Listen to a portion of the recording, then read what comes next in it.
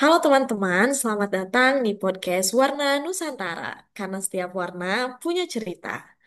Kalau episode kemarin kita udah bahas tentang cinta tanah air, hari ini kita bakal bahas topik yang gak kalah menarik, yaitu good practice versus bad practice dalam mewujudkan smart governance. Kembali lagi bersama aku, Hasna, dan juga sudah hadir nih para narasumber kita. Kita perkenalan dulu ya sama narasumber-narasumber kita hari ini. Yang pertama ada Mbak Yulita nih sebagai pemantik. Silakan Mbak Yulita, boleh diperkenalkan dong. Oke, halo teman-teman semua. Kenalin, nama aku Yulita Tri Pamungkas, biasa dipanggil Yulita. Aku dari Biro Umum, untuk jabatannya Pengelola Pengadaan Barang dan Jasa. Oke, salam kenal Mbak Yulita. Yang selanjutnya ada Mbak Dina. Silakan Mbak Dina.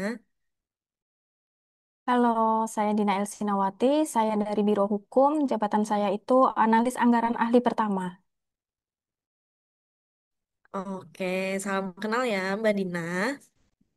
Lanjut kita ke yang cowok-cowok nih. Ada Mas Fauzi. Silakan Mas Fauzi.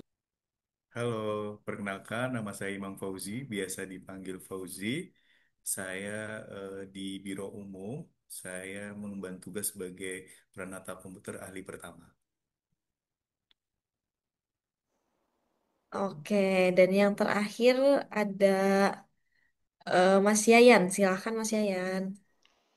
Halo, perkenalkan saya Yayan Indra Pratama, biasa dipanggil Wawan. Satker atau unit kerja saya dari Biro Umum bagian UKPBJ, Unit Kerja Pengadaan Barang Jasa, dengan jabatan sebagai pengelola pengadaan barang jasa ahli pertama. Oke, terima kasih. Semuanya sudah memperkenalkan diri ya narasumber kita hari ini. Jadi kita langsung aja nih ke pembahasannya ya. Coba nih Mbak Yulita bisa tolong diceritain dulu gak ya kenapa topik ini itu penting banget untuk dibahas. Oke, sebelumnya thank you Hasna buat waktunya. Jadi gini, sekarang kan kita hidup di era digital nih. Pemerintah udah dituntut sama masyarakat buat makin cepat, transparan, efisien.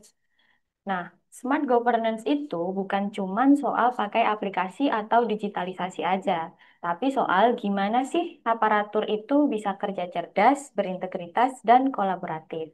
Nah, di lapangan ada banyak banget nih contoh good practice governance, tapi masih banyak banget juga yang bad practice governance yang semakin bikin kepercayaan publik itu menurun. So, hari ini kita bakalan bahas dua-duanya biar bisa jadi pembelajaran bareng-bareng buat para pendengar setiap podcast kita nih. Oke, menarik banget ya Mbak Yulita dan teman-teman semuanya. Em, kita mungkin langsung mulai aja ya dari contoh yang baik-baik dulu aja nih. Boleh, Mbak Dina. Mbak Dina, kira-kira kamu punya nggak contoh dari good practice itu seperti apa? Boleh diceritain dong. Aku ada Hasna. Aku ada salah satu contoh itu aku suka banget dari kota Yogyakarta yang meraih penghargaan transformasi digital tata kelola pemerintahan tahun 2025. Lewat aplikasi Jogja Smart Service, warga bisa mengakses 225 layanan publik, mulai dari administrasi kependudukan, izin usaha, pembayaran pajak, sampai pengaduan warga. Keren banget ya. Nggak nyangka gitu. Layanan sebanyak itu, tadi ada 225 ya, Mbak. Itu bisa dikemas hanya dalam satu aplikasi. Wah, keren juga ya. Kota Jogja ini bisa banget sih jadi contoh buat kota-kota yang lainnya ya untuk menerapkan smart governance ini. Coba dong, Mas Fauzi, kira-kira ada tambahan nggak nih contoh dari em, apa good practice-nya? Baik, iya ada nih Hasna. Aku lagi kagum sama sistem digitalisasi yang ada di IKN. Dalam pemanfaatan teknologi digital mereka, khususnya di tata kelola pemerintahan IKN, ini meningkatkan transparansi yang efektif dan efisien. Jadi masyarakat lebih mudah nih berpartisipasi dalam kebijakan, mengakses informasi, dan juga mengurus administrasi, serta proses perizinan jadi lebih cepat, bebas dari pungli.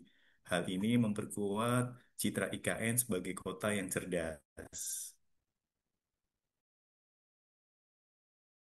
Wah, nggak kalah keren ya IKN ini dari kota Jogja yang tadi udah diceritain sama Mbak Dina. Soalnya di sini tuh di IKN ini selain digitalisasi, sistem ini juga secara tidak langsung ternyata bisa mengatasi masalah publik ya, seperti pungli itu yang tadi disebutkan. Oke, keren juga nih dari IKN. Jadi kesimpulannya ya, menurutku smart governance itu emang soal layanan publik yang efektif dan transparan sih ya, itu kuncinya. Sekarang langsung aja kita bahas ke sisi yang sebaliknya, biar seimbang. Coba Mas Yayan kira-kira kamu punya nggak contoh dari bad practice itu seperti apa yang pernah kamu dengar? Boleh dong ceritain? Iya, untuk sisi bad practice, misalnya kita lihat pada kasus korupsi dana CSR di OJK tahun lalu, di mana terjadi penggeledahan kantor otoritas jasa keuangan atau OJK oleh Komisi Pemberantasan Korupsi terkait dugaan korupsi dana corporate social responsibility atau CSR Bank Indonesia. Kasus ini menggambarkan sebuah praktik buruk yang mencederai nilai-nilai dasar ASN, khususnya akuntabilitas, integritas, dan transparansi. Program CSR yang seharusnya menjadi bentuk tanggung jawab sosial lembaga keuangan kepada masyarakat, namun justru disalahgunakan untuk kepentingan pribadi atau kelompok tertentu.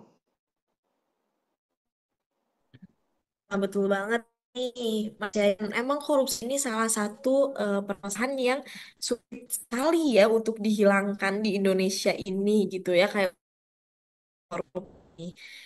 Kira Mbak Yulita bisa nggak bantu jelaskan apa sih penyebab korupsi itu dan pelajaran apa yang bisa kita ambil?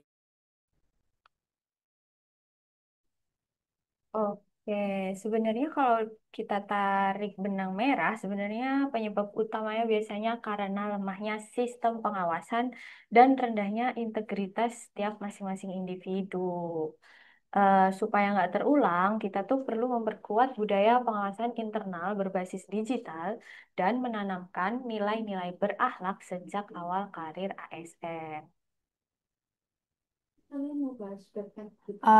Iya, setuju banget Julita.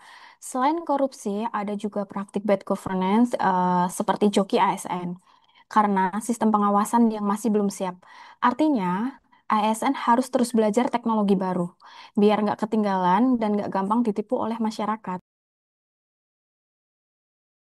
Oke, dari contoh-contoh bad practice tadi kita bisa mengambil pelajaran juga ya, kayak apa aja nih yang bisa kita tingkatkan sebagai seorang ASN seperti itu ya, teman-teman. Oke, terakhir nih, terakhir banget nih sebelum kita tutup, boleh dong masing-masing dari kalian kasih satu pesan singkat tentang topik hari ini. Baik, mulai dari saya.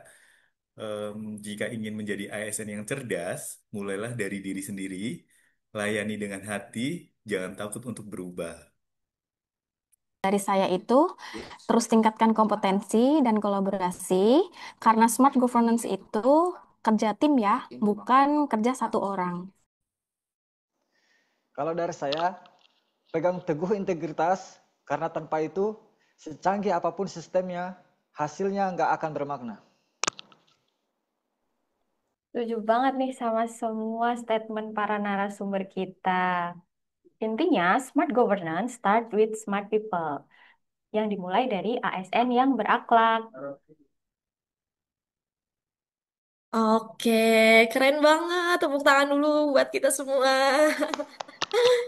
Keren banget ya diskusi kita hari ini sangat menarik gitu. Jadi yang bisa aku simpulkan itu good practice itu pastinya akan membuat pelayanan publik itu makin dipercaya. Sedangkan bad practice itu Jadi pelajaran yang berharga ya untuk kita sebagai ASN untuk terus introspeksi dan terus mengembangkan diri ke arah yang lebih baik tentunya. Terima kasih buat narasumber-narasumber kita hari ini. Ada Mbak Yulita, Mas Fauzi, Mbak Dina, dan Mas Yayan. Sampai ketemu di episode selanjutnya.